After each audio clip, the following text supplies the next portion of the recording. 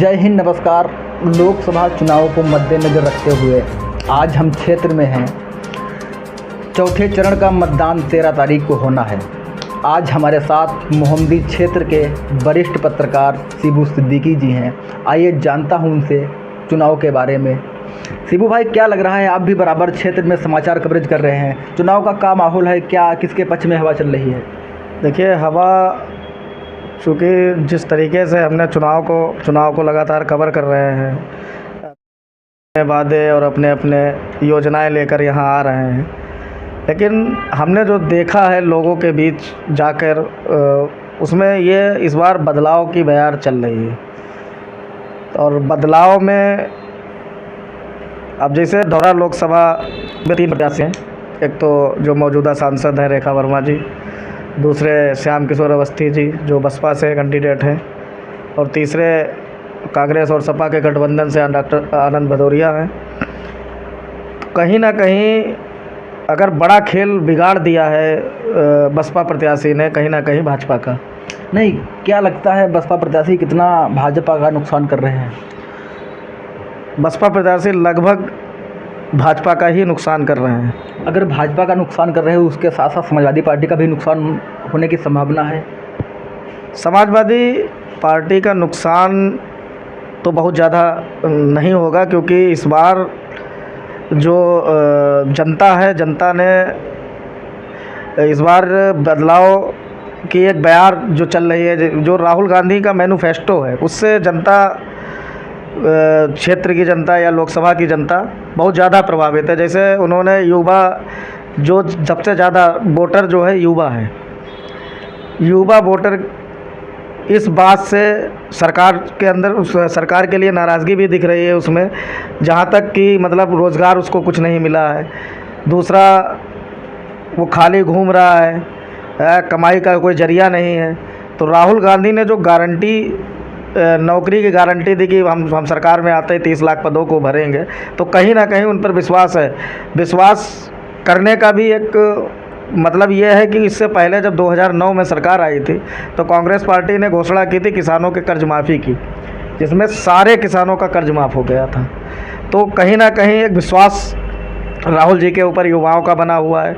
दूसरी स्कीम राहुल जी ने दी है, जो मैनिफेस्टो में उनके है, गारंटी के तौर पर गरीब महिला के अकाउंट में 1 लाख रुपए, जो उसके अकाउंट में, मतलब उसको चिन्हित करके उसके अकाउंट में पहुंचेंगे, तो ये एक बहुत बड़ी मदद हो जाएगी किसी गरीब परिवार के लिए। नहीं, आप बात कर रहे हैं नाराज़गी की। अगर क्षेत्र में निकलो तो गरीब परिवारों के बीच पहुंचो, तो वो भारतीय जनता पार्टी की मौजूदा सरकार से काफ़ी खुश नज़र आ रहे हैं। जैसे गरीब परिवार को जो है प्रति यूनिट 5 किलो राशन, किसानों को सम्मान निधि, गरीब परिवारों को शौचालय व आवास देने की उन्होंने काफ़ी योजनाएं चलाई। इससे नहीं फर्क पड़ने वाला कोई है क्या? देखिए, अभी एक चुनाव में एक जो कैंपेनिंग चल रही है, चुनाव में एक बात कही जा रही है, या तो 5 साल राशन की आप लाइन में लग लें, या 5 साल लगातार नौकरियों की लाइन में लगें।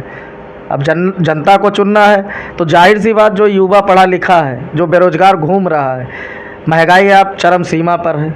क्या लग रहा है महंगाई को, देखिए, महंगाई को कम करने में मौजूदा सरकार का बहुत हद तक नाकाम साबित हुई है, और इसका बहुत बड़ा फैक्ट देखने को मिल रहा है इस चुनाव में। जिस तरीके से 3 चरण जो बीते हैं, इन तीनों चरण में जो वोटिंग का जो परसेंटेज आपने देखा होगा, तो वो कहीं ना कहीं भाजपा के खिलाफ जाता हुआ नज़र आ रहा है। नहीं, क्या लग रहा है इस बार जनता राशन और भाषण में तो नहीं परिवर्तन करेगी?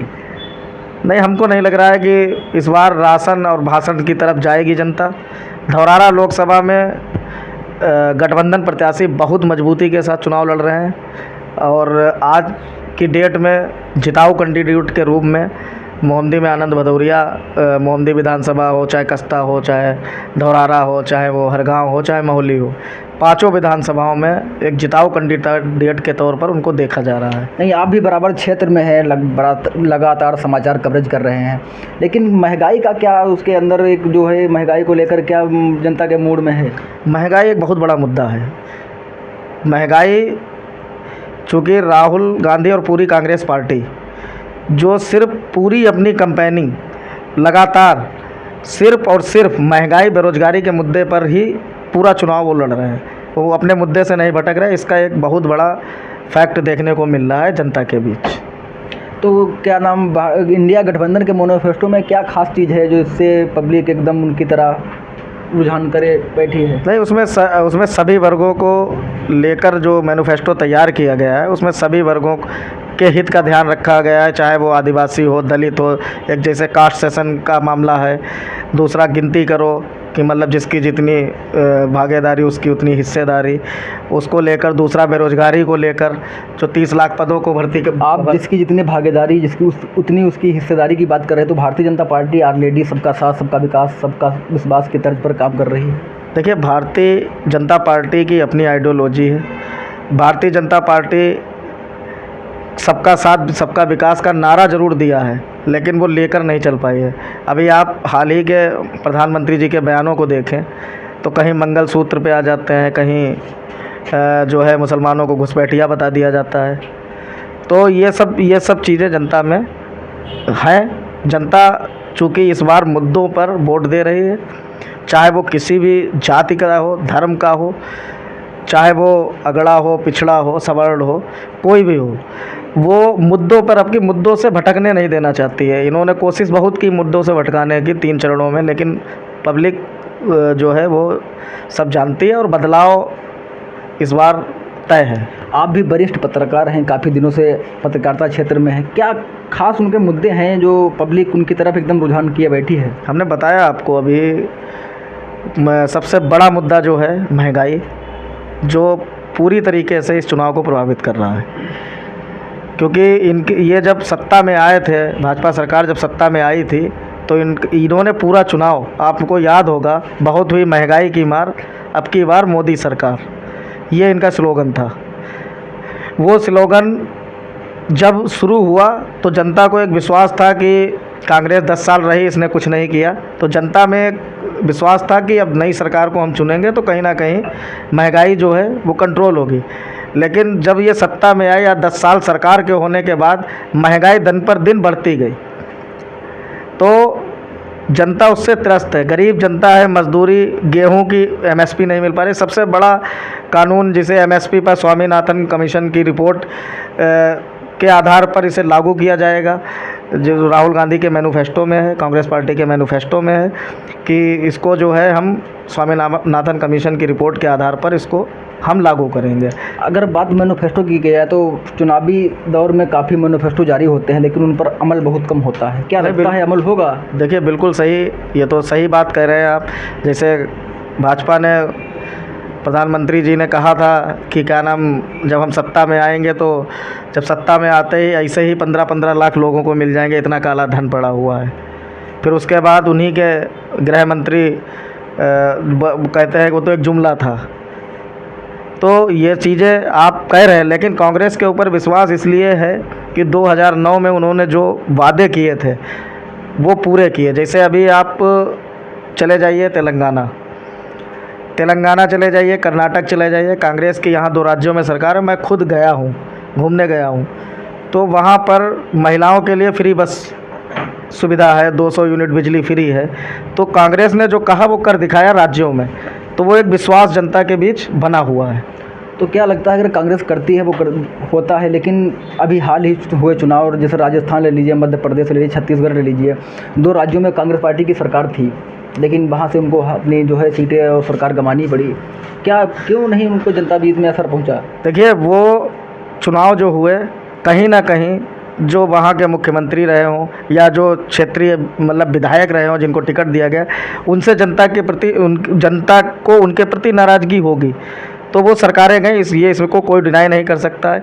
लेकिन ये चूँकि भारत का चुनाव है, बहुत बड़ा चुनाव है, इसमें जनता और आप विधानसभा के चुनाव और इस चुनाव में आप कंपैरिजन नहीं कर सकते हैं।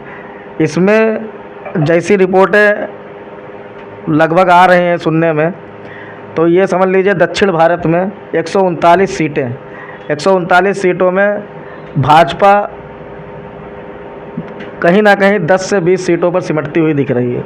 तो एक बड़ा नुकसान भाजपा को होता हुआ नज़र आ रहा है इन चुनावों में। क्या लग रहा है इंडिया गठबंधन जो है पीडीए, पिछड़ा, दलित, अल्पसंख्यक लेकर तीनों जातों को मिलाकर चुनावी मैदान में है, क्या लगता है इन तीनों जातों से कितना बड़ा चुनाव में फ़र्क पड़ने वाला है? बहुत बड़ा असर पड़ेगा चुनाव में, क्योंकि पीडीए का मतलब पिछड़ा दलित अल्पसंख्यक। सबसे ज़्यादा भारत के अंदर ओबीसी के लोग हैं और पिछड़े तबके के लोग हैं, अल्पसंख्यक हैं।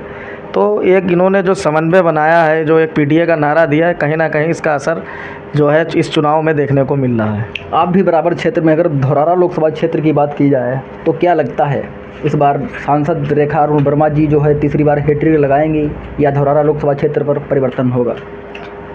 देखिए, हार जीत का तो दावा हम नहीं कर सकते हैं, क्योंकि हम चुनाव कवर कर रहे हैं, जनता के बीच जा रहे हैं। नहीं, जनता की राय क्या निकल रही है? आप बराबर क्षेत्र में समाचार कवरेज कर रहे हैं, जनता की राय जो है क्या निकल के आ रही है? जनता की राय इस बार ये है कि बदलाव की बयार है। कौन जीतेगा कौन हारेगा इस पर हम कोई टिप्पणी नहीं कर सकते, लेकिन बदलाव की बयार है, ये सही है।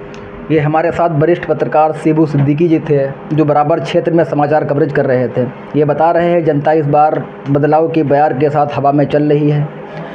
इंडिया गठबंधन की सरकार बनने जा रही है। कैमरामैन फैज आलम के साथ मेहताब आलम सोनू।